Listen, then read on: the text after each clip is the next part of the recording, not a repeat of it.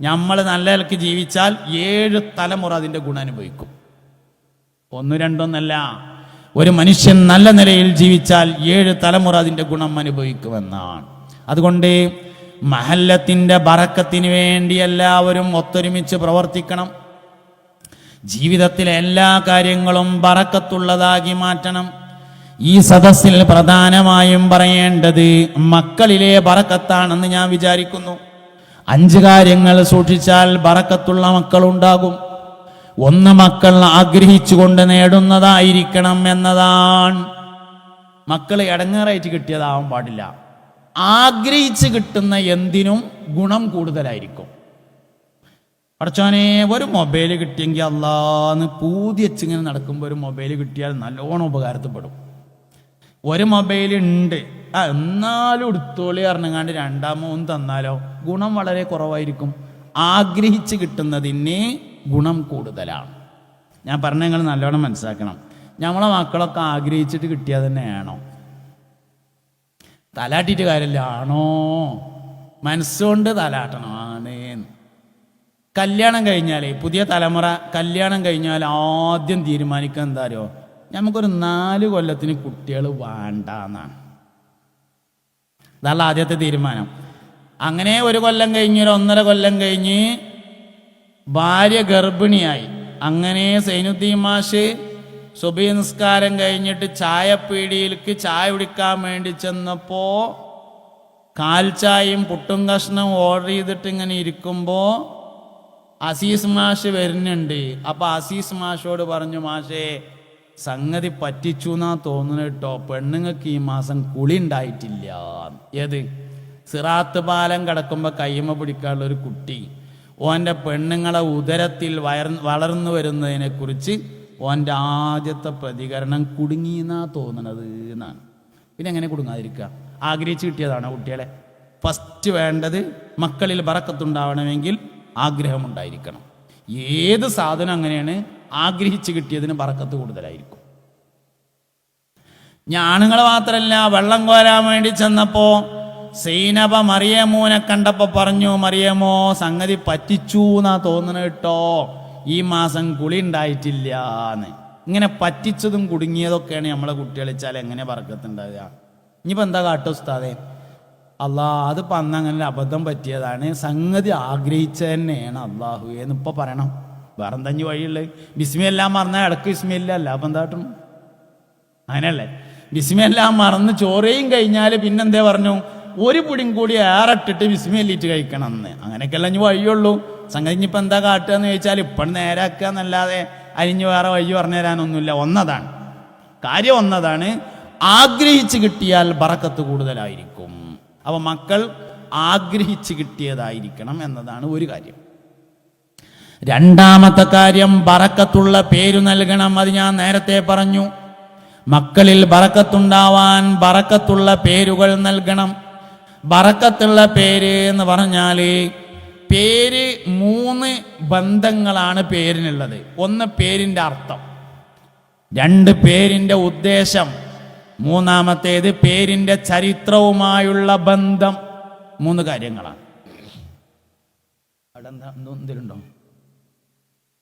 എന്തെങ്കിലും അസ്വസ്ഥ ഉണ്ടോ? ബക്കറ്റ് വരുന്നുണ്ടോ? ശരി. ആൾക്കാരിങ്ങനെ അങ്ങോട്ട് നോക്കിയിട്ടുണ്ടാവും ഞാൻ എന്താ സംഭവം എന്നാ. പിരിച്ചോളി. ബക്കറ്റ് ചെയ്ത ആൾക്കാർ വരുന്നുണ്ട്, സംഘാടകർ വരുന്നുണ്ട്. കായ്ക്ക് വേണ്ടിയിട്ടാണത്. എല്ലാവരും കായെടുത്ത് കയ്യെ പിടിക്കി. എല്ലാവരും പൈസ ഇടുക്കി. ഒരു യാനബി എല്ലുമ്പോൾ എടുത്ത് കയ്യെ പിടിക്കി. യാനബി സലാം അലൈക്കും, യാ റസൂൽ സലാം അലൈക്കും, യാ ഹബീബ് സലാം അലൈക്കും, സ്വലവാത്തുല്ലാഹി അലൈക്കും. എടുത്തോ? കൈ പിടിച്ചാൽ മതി. ഇട്ടുകൊടുക്കൽ പിന്നെ ബക്കറ്റായിട്ട് വരുമ്പോൾ ഇട്ടാൽ മതി. കൈ പിടിച്ചോ? ഇല്ല. അശ്റഖൽ ചെല്ലി എല്ലാവരും. ചെല്ലാൻ കഴിയാത്തൊരു മൂള. അശ്റഖൽ ബദ്റു അലൈനാ فاختفت منه البدور مثل حسنك ما رأينا قط يا وجه السرور يا نبي سلام يا رسول يا حبيب سلام عليكم സ്വലവാത്തുല്ലാഹി അലൈക്കും. അപ്പോൾ പേരിൽ 3 കാര്യങ്ങളാണ്. 1 പേരിൻ്റെ അർത്ഥം, 2 പേരിൻ്റെ ചരിത്രം, 3 പേരിൻ്റെ ഉദ്ദേശം. 3 കാര്യങ്ങളാണ്. അബ്ദുൽ മുത്തലിബ് നബി സല്ലല്ലാഹു അലൈഹി വസല്ലമ തങ്ങൾക്ക് മുഹമ്മദ് എന്ന് പേരിട്ടു സല്ലല്ലാഹു അലൈഹി വസല്ലം.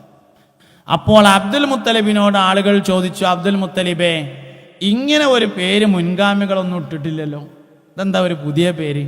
അബ്ദുൽ മുത്തലിബിന് ആ പേര് സ്വപ്നം വഴിയായി ലഭിച്ചിട്ടുള്ളതാണ്. അങ്ങനെയാണ് ആ പേരിടാണ്ടായ കാരണം.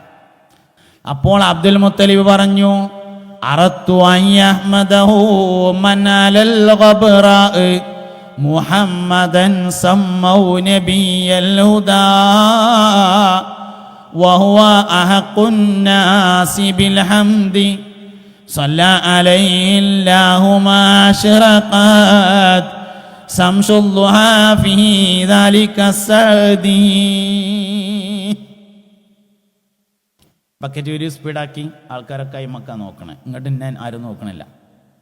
എന്നിട്ട് നോക്കാൻ നിങ്ങൾ അത്യാവശ്യം ചൊറുക്കിയാണ്ടല്ലോ, പല്ലൊന്ന് ചെരിഞ്ഞിട്ടാണെങ്കിലും സംഗതി അത്യാവശ്യം കാണാനുള്ള വലിയ കുഴപ്പമൊന്നുമില്ലല്ലോ. എന്നെ നോക്കിയെല്ലാവരും എന്നാലേ പറയാൻ പറ്റുള്ളൂ. നോട്ടല്ലെങ്കിൽ അതില്ല. അങ്ങനെയാണ്. നോട്ടല്ലെങ്കിൽ പാട്ട് പാടും. പാട്ടിന് നോക്കൊന്നും വേണ്ട.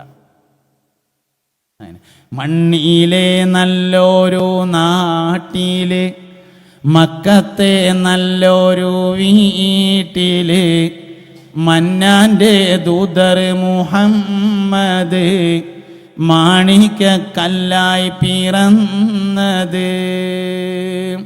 പാട്ടിന് നോക്കേണ്ട ആവശ്യമില്ല, പക്ഷെ വയതിന് എന്ത് വേണം? നോക്കണം. അപ്പം ഇങ്ങോട്ട് നോക്കി എന്നാലാണ് പറയാം.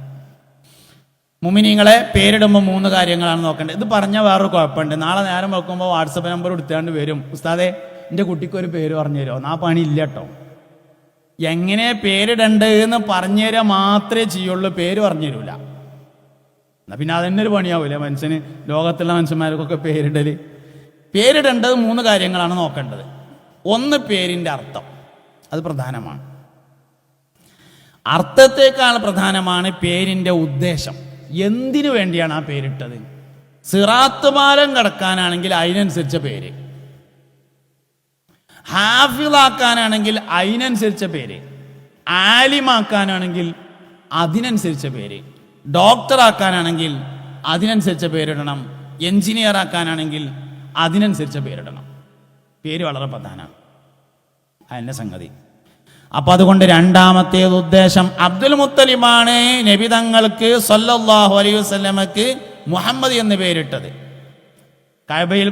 കഅബയിൽ കൊണ്ടുപോയി മുടി കളഞ്ഞു, അക്കീക്കത്തറുത്തു, മുഹമ്മദ് എന്ന് പേരിട്ടു.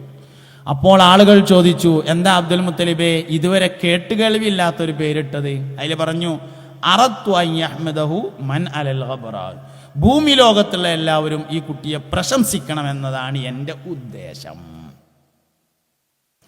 ഏത് മനുഷ്യൻ പറയുകയാണെങ്കിലും, നബിതങ്ങളെ കുറ്റം പറയുകയാണെങ്കിലും 2 നല്ല വർത്താനം പറയാതിരിക്കാൻ കഴിയൂല. സല്ലല്ലാഹു അലൈഹി വസല്ലം, നബി സല്ലല്ലാഹു അലൈഹി വസല്ലമയുടെ ആ പേരിന് തന്നെ ഒരു പ്രത്യേകത ഉണ്ട് എന്ന് പറഞ്ഞാൽ അത് ചീത്തറിയാൻ പറ്റാത്ത പേരാണ്.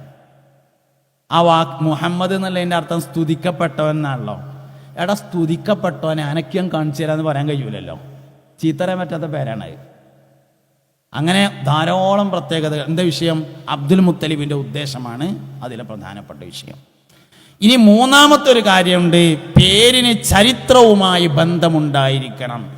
എന്ത് പേരാന്നുള്ളതിനേക്കാൾ പ്രാധാന്യമുണ്ട് ആരുടെ പേരാണ് എന്നതിന്. ടിപ്പു സുൽത്താൻ ഹൈദർ അലി ഖാൻ ടിപ്പു എന്ന് പേരിട്ടു. എന്താ കാരണം? ടിപ്പു സുൽത്താൻ്റെ അമ്മക്ക് ഗർഭമുണ്ടാവുമായിരുന്നില്ല. അങ്ങനെ ഹൈദർ അലി ഖാൻ എന്ന ടിപ്പുവിൻ്റെ പിതാവ് ടിപ്പു മസ്താൻ ഔലിയ എന്നു പേരായ ഒരാളുടെ ഖബറിങ്ങൽ പോയി ദ്വാരുന്നു. അങ്ങനെ ഭാര്യ ഗർഭിണിയായി. അതുകൊണ്ട് അദ്ദേഹത്തിൻ്റെ പേരനയിക്കോട്ടെ എന്ന ഉദ്ദേശത്തിൽ ടിപ്പു എന്ന് പേരിട്ടു.